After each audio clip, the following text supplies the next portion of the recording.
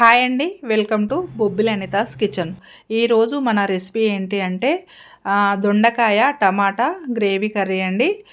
దొండకాయ టమాటా gravy curry చాలా బాగుంటుంది.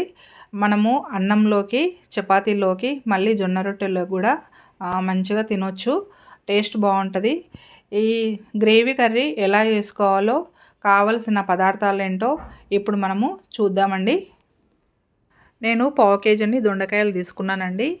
అంటే పావు కేజీ కంటే కొన్ని ఎక్కువ ఉన్నాయి, ఒక 400 గ్రామ్స్ ఉండొచ్చు. ఇన్ని దొండకాయలు అయితే నేను మిద్దపై నుంచి తెంపుకొచ్చుకున్నా. మాకు టెర్రస్ గార్డెన్ ఉందండి, బొబ్బిలి అనితాస్ టెర్రస్ గార్డెన్ అని మాకు ఇంకో ఛానల్ కూడా ఉంది. అయితే ఆ ఛానల్ కూడా చూడండి వీలైతే. అక్కడ మిద్దపైన మంచిగా మన గార్డెన్లో అయితే అన్ని కూరగాయలు వస్తాయి. ఇప్పుడు దొండకాయలు అయితే కొన్ని తెంపుకొచ్చుకున్నా, ఒక 400 గ్రాములన్నీ ఉంటాయి. అవి అయితే తెంపుకొచ్చుకొని శుభ్రంగా కడిగి ఇలా పెట్టుకున్నా. ఈ దొండకాయ కర్రీకి కావాల్సిన పదార్థాలు ఏంటో, ఈ కర్రీ ఎలా చేసుకోవాలో ఇప్పుడు చూద్దామండి. దొండకాయ గ్రేవీ కర్రీకి కావాల్సిన పదార్థాలండి. దొండకాయలు ఇలా కట్ చేసి పెట్టుకోవాలి.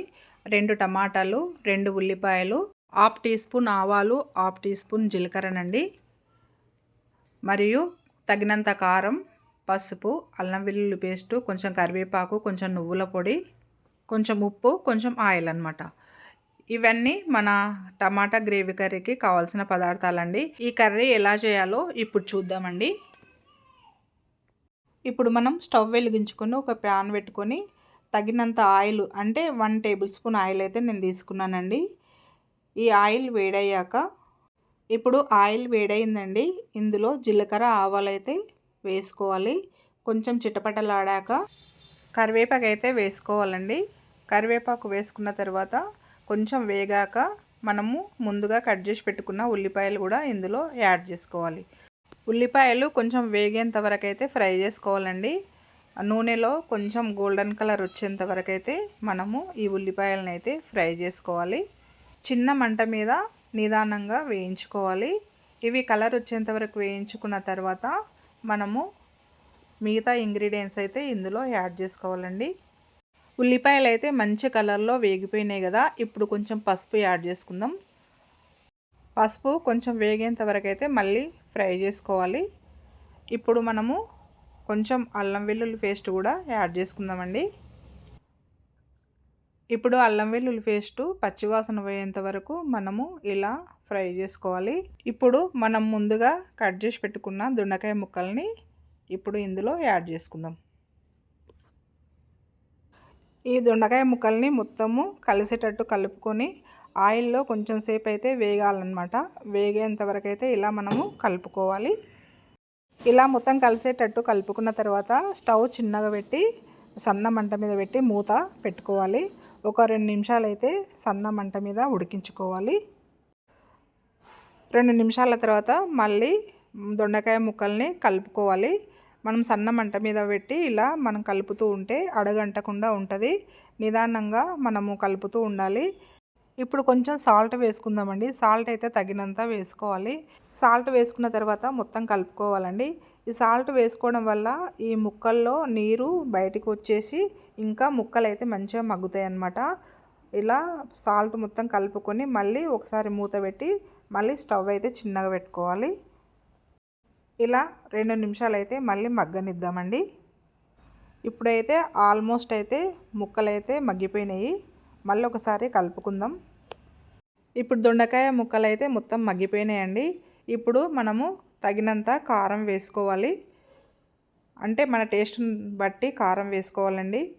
కొంతమంది ఎక్కువ కారం ఇష్టపడతారు, కొంతమంది తక్కువ కారం ఇష్టపడతారు. నేను కొత్తగా రెడీ చేసుకున్న కారం అన్నమాట. కలర్ అయితే చాలా బాగుందండి. అంటే ఇంట్లో ప్రిపేర్ చేసుకున్న కారం అన్నమాట.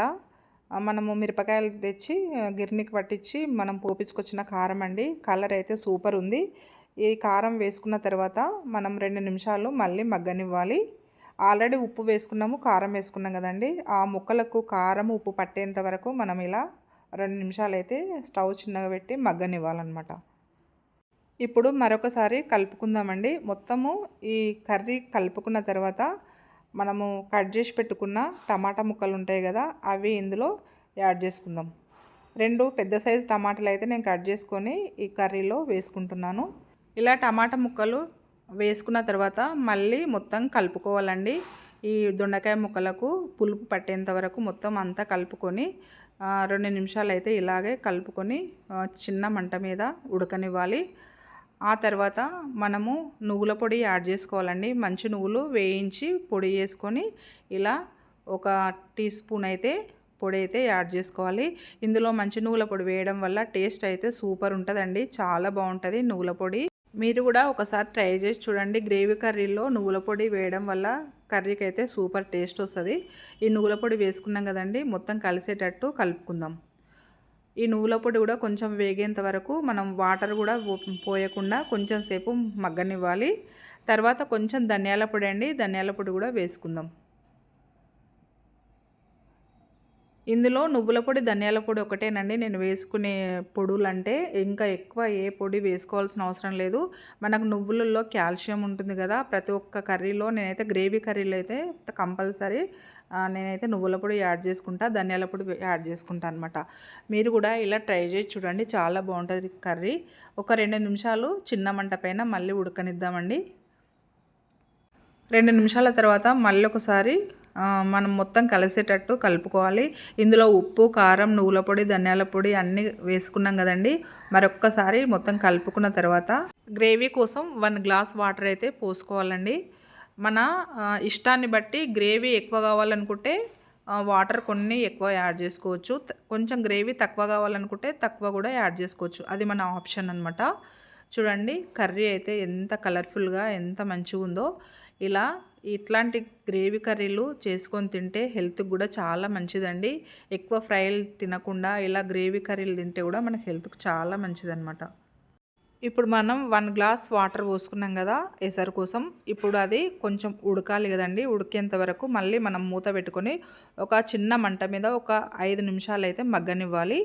మగ్గనిచ్చిన తర్వాత మనం ఆయిల్ అయితే పైకి తేలినాక అప్పుడు స్టవ్ ఆఫ్ చేసుకుంటే కూర రెడీ అయినట్టు అనమాట. చూద్దామండి, 5 నిమిషాలు అయిపోయింది కదా. కర్రీ ఎలా ఉందో చూద్దాం. చూడండి మంచిగా మగ్గిపోయింది. ఆయిల్ కూడా పైన తేలుతుంది. ఎంత కలర్ఫుల్గా ఉందో చూడండి. మన దొండకాయ గ్రేవీ కర్రీ సూపర్ వచ్చింది చూడండి.